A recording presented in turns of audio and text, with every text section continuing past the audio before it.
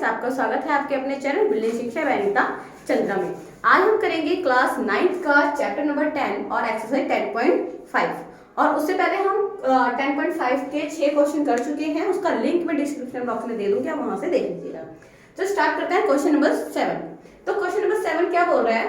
Are diagonals of a circle quadrilateral are diameter of the circle through the vertex quadrilateral proof that is a rectangle. मतलब question क्या बोल रहे हैं कि हमारे पास एक साइक्लिक क्वाड्रिलेटर है। अब साइक्लिक क्वाड्रिलेटर तो हमें पता है वो किसके अंदर होगा, सर्कल के अंदर।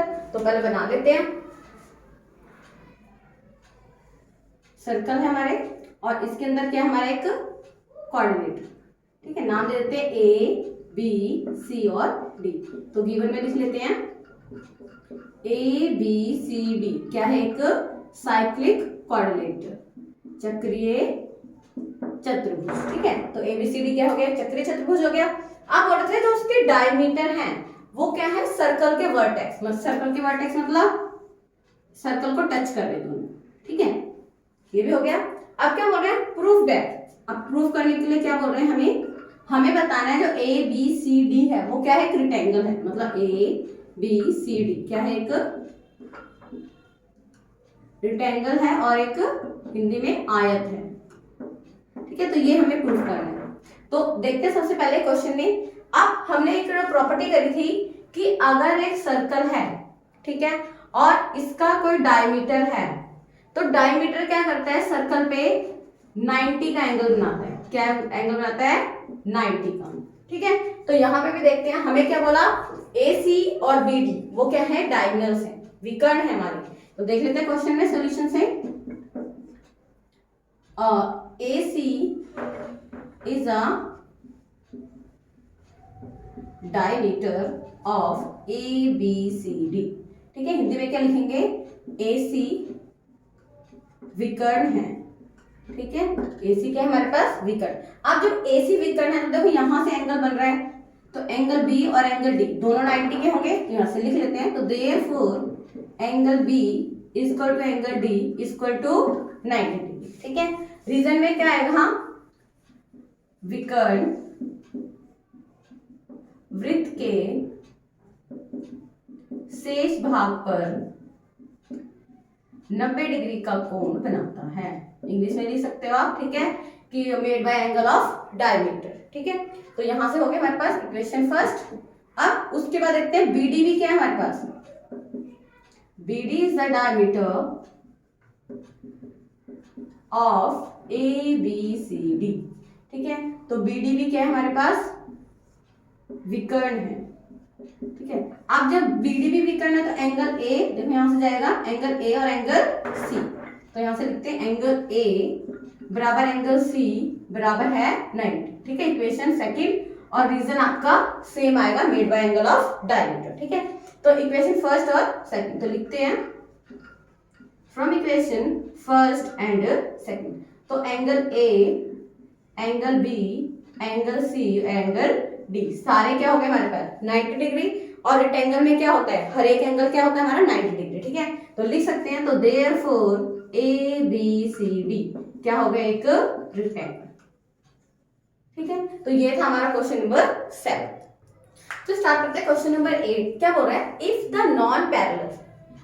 Non parallel side of trapezium are equal तो prove that is a cyclic quadrilateral. अब हमें क्या बोला है, एक हमारे पास ट्रेपेजियम है। ठीक है, ट्रेपेजियम का मतलब समलंब है।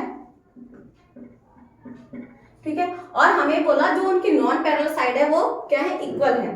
तो प्रूफ दैट कि वो साइक्लिक क्वाड्रिलेटर है। ठीक है, क्या है वो, साइक्लिक क्वाड्रिलेटर। तो देख लेते हैं सबसे पहले गिवन में, पहले फिगर बना लेते हैं।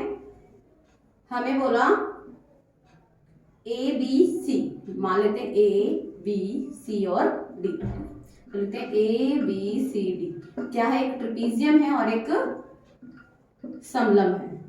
ठीक है, अब समलंब की एक प्रॉपर्टी होती है कि ए बी पैरेलल होती है सी डी, ये होते हैं। ठीक है, तो ये हमने गिवन में लिख दिया। उसके बाद और क्या बोला इन्होंने कि जिसकी नॉन पैरेलल ये होती है। ठीक है, तो ये क्या है, इक्वल है। तो हम लिख लेते हैं ए डी बराबर है बी सी। तो ये सब हमें गिवन में है। और टू प्रूफ क्या करना है हमें, ए बी सी डी मतलब क्या है, एक साइक्लिक कोऑर्डिनेटर है, मतलब चक्रीय चतुर्भुज है। अब चक्रीय चतुर्भुज की प्रॉपर्टी, दोनों का सम कितना होना चाहिए 180। तो मैं ए और सी इन दोनों का सम भी 180 कर सकते हो, बी और डी इन दोनों का सम भी 180 करके इसको प्रूव कर देंगे कि ये क्या है, एक साइक्लिक कोऑर्डिनेटर। ठीक है, तो थोड़ी सी कंस्ट्रक्शन कर लेते हैं, वो देख लेते हैं इसमें। इट मींस रचना। ठीक है, अब रचना में क्या करते हैं, ठीक है, इसको हम ले लेते हैं एफ, ठीक है, या ई ले लो। ठीक है, तो हमने क्या करा, ए डी पैरेलल करा है बीई के। ठीक है, ये हमने क्या कर लिया, इसके पैरेलल लाइन कर ली। ठीक है, कंस्ट्रक्शन से। अब देखो यहां से ए डी ए सी के बराबर था। ठीक है, तो यहां से लिख लेते हैं ए डी बराबर था बी सी के। तो अब किसके बराबर भी होगा, जो लाइन पैरेलल होती है बराबर भी होती है बीई की। ठीक है, तो यहां से इक्वेशन फर्स्ट, इक्वेशन सेकंड। ठीक है, तो यहां से हम क्या लिख सकते हैं कि बी सी बराबर हो गया बी के, मतलब ये दोनों लाइन हमने क्या कर दिया आपस में बराबर। ठीक है, तो ये हमारा कंस्ट्रक्शन से यहाँ तक हो गया कि बीई बराबर है बी सी तक। अब करते हैं क्वेश्चन सॉल्व। ठीक है, तो यहाँ से हमारा हो गया था, चलो यहाँ से लिखते हैं, हम यहाँ से हम सोल्यूशन कर देते हैं। ये आप ये पार्ट आप सोल्यूशन में डाल सकते हो। ठीक है, यहाँ से लिखते हैं कि ए डी बी सी के बराबर हो गया, ए डी बीई के बराबर हो गया, तो ये दोनों आपस में पार्ट क्या हो गए हमारे बराबर। अब जो भी ये दोनों पार्ट बराबर हो गए, तो ये एंगल इस एंगल के बराबर होगा। ठीक है, तो क्या लिखते हैं यहाँ से हम एंगल 1 और एंगल 2, या एंगल सी बोल देंगे। ठीक है, तो यहाँ लिखते हैं हमें बराबर है बीई बराबर है बी सी की, ये दोनों लाइन आपस में बराबर है, तो एंगल 1 बराबर एंगल सी, दोनों एंगल बराबर हो जाएंगे। रीजन क्या आएगा, equal sides has opposite angles are always equal. ठीक है, हिंदी में क्या लिखोगे, बराबर भुजाओं के सम्मुख कोण बराबर होते हैं। तो यहां से हमें पता चल गया एंगल 1 एंगल 2 बराबर हो गया। ठीक है, अब अगर हम देखते हैं कि जो ए बी सी डी है वो क्या बन गए, पैरेललोग्राम बन गया था, क्योंकि ए बी डी ई के पैरेलल है, बी ई ए डी के पैरेलल है। ठीक है, तो ये क्या हो गया, ए बी सी डी हमारा पैरेललोग्राम। ठीक है, अगर लिख भी सकते हो कि जब ए बी पूरी सी डी के पैरेलल होते तो ए बी डी ई के पैरेलल होते, हमने यहाँ से लिख लिया कि ए बी सी डी क्या हो गया, एक पैरेललोग्राम। अब जब पैरेललोग्राम हो गया तो क्या होता है उसमें, एंगल ए एंगल 2 के बराबर होगा। देखो यहाँ से अगर मैं जस्ट पैरेललोग्राम बनाती हूँ यहाँ से, तो ये एंगल इस एंगल के बराबर, ये एंगल इस एंगल के बराबर। ठीक है, क्योंकि अपोजिट एंगल क्या होते हैं बराबर। तो यहाँ देख लेती हूँ, एंगल ए बराबर होगा एंगल 2 के। रीजन क्या लिखोगे, opposite angle of parallelogram A B C और डी। ठीक है, मतलब समांतर चतुर्भुज के सम्मुख कोण, समांतर चतुर्भुज के सम्मुख कोण क्या होते हैं बराबर। तो यहां से हो गया। अब देखो अगर मैं इस चीज की बात करती हूँ 1 और 2, तो ये दोनों क्या हो जाएंगे हमारे 180। तो लिखते हैं एंगल 1 प्लस में एंगल 2 बराबर क्या हो जाएगा 180। रीजन में लीनियर पेयर, क्या हो जाएगा हमारा लीनियर पेयर। अब देखो यहाँ पे एंगल 1 एंगल 2 द्वारा हमारा क्या हो रहा है 180 हो रहा है। अब एंगल 1 एंगल ए हमारा किसके बराबर था, एंगल 2 के।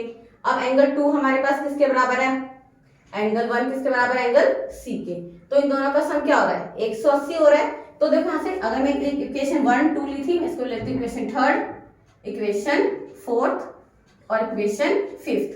ठीक है, यहाँ से तो क्या करते हैं, फ्रॉम इक्वेशन 3rd 4th और 5th। तो देखो यहां से मैं एंगल ए की जगह एंगल किसके बराबर था, एंगल 2, तो एंगल 2 तो मैं एंगल 2 लिखती हूँ। ठीक है, 2 किसके बराबर है हमारा एंगल ए, तो मैं इसकी जगह पे लिखती हूँ एंगल 1 और बराबर लिखती हूँ एंगल ए। ठीक है, तो एंगल सी ए के बराबर है, तो मैं एंगल ए की जगह पे एंगल सी लिख देती हूँ, और एंगल 2 किसके बराबर है, एंगल ए, यहां से लिख देते हैं तो एंगल ए। तो ये हो गया बराबर 180, क्योंकि ये क्या था हमारा 180। ठीक है, तो अब हमने यहाँ पे प्रूफ करा कि एंगल जो ए है और एंगल सी है उन दोनों का सम कितना है 180, और ये कब होता है हमारा चक्रीय चतुर्भुज में। ठीक है, तो हम यहाँ से क्या लिखेंगे, तो therefore A B C D क्या होगा, एक साइक्लिक कोऑर्डिनेटर। ठीक है, तो ये था हमारा क्वेश्चन नंबर 8। चलिए स्टार्ट करते हैं क्वेश्चन नंबर 9। तो बच्चा आपको ये फिगर दे रखी है, ठीक है, आपकी बुक में, तो इसका क्वेश्चन मैंने नहीं लिखा है, सिर्फ मैं आपको समझा देती हूँ इसके अंदर गिवन क्या है। ठीक है, तो गिवन हमारे पास क्या है, दो सर्कल हैं और दोनों इंटरसेक्ट कर रहे हैं बी और सी पे। ठीक है, हमें प्रूफ क्या करना है, ए सी पी, मतलब ये एंगल, इसको मैं एंगल 1 कर लेती हूँ। ठीक है, ताकि आपको इजी रहे, एंगल 1 और क्यू सी डी इसको लेती हूँ एंगल 2, तो ये एंगल 2। तो हमें प्रूफ करना है एंगल 1 एंगल 2 के बराबर है। तो इसमें हम क्या करते हैं, थोड़ी सी कंस्ट्रक्शन कर लेते हैं। ठीक है, रचना कर लेते हैं। रचना में क्या करेंगे, ए जॉइन टू पी और डी जॉइन टू क्यू। ठीक है, हमने क्या करा, ए को पी से मिला दिया, डी को क्यू से मिला दिया। अब हम करते क्या, वो देखते हैं। मतलब अगर ये हमारे पास जीवा है तो जीवा से बने कोण बराबर होते हैं, तो ये एंगल बराबर होगा एंगल 1 के और एंगल 2 बराबर होगा एंगल इसके, तो एंगल 3 और एंगल 4 इनको मान लेते हैं। ठीक है, तो करते क्या सोल्यूशन से, वो देखते हैं। AP is a cord, AP क्या होगी हमारी, जीवा। अब जो जीवा है तो यहां से लिखते हैं एंगल 1 बराबर एंगल 3। इक्वेशन फर्स्ट, रीजन क्या लिखोगे, made by angle of chord. ठीक है, हिंदी में जीवा द्वारा बने कोण। ठीक है, ये भी लिख सकते हो इतना। ठीक है, इक्वेशन फर्स्ट हो गई। यहां से देखते हैं डी क्यू क्या है, वो भी एक कॉर्ड है, वो भी क्या है, एक जीवा। अब जीवा है तो यहाँ से एंगल 2 एंगल 4 के बराबर हो जाएगा, angle 2 equal to angle 4। Equation second, same reason आ जाएगा इसमें भी, ये दोनों ठीक हो गए। मतलब एंगल 1 एंगल 3 के बराबर हो गया, एंगल 2 एंगल 4 के बराबर हो गया। अब जब यहाँ पे इन्होंने बोला लाइन ना बिल्कुल इंटरसेक्ट कर रही है, अब जहां पे हमारा एक्स बनता है उसके वर्टिकल एंगल क्या होते हैं, बराबर होते हैं। तो यहां से लिखते हैं angle 3 equal to angle 4 vertical opposite angle. Hindi में क्या लिखते हैं, शीर्षाभिमुख कोण। ठीक है, क्या लिखेंगे, शीर्षाभिमुख कोण। इक्वेशन फर्स्ट सेकंड और थर्ड, ये ठीक है। अब देखो एंगल 1 3 के बराबर था, 2 4 के बराबर था, लेकिन ये दोनों आपस में बराबर हो गए यहाँ पर, तो ये दोनों भी आपस में बराबर हो जाएंगे।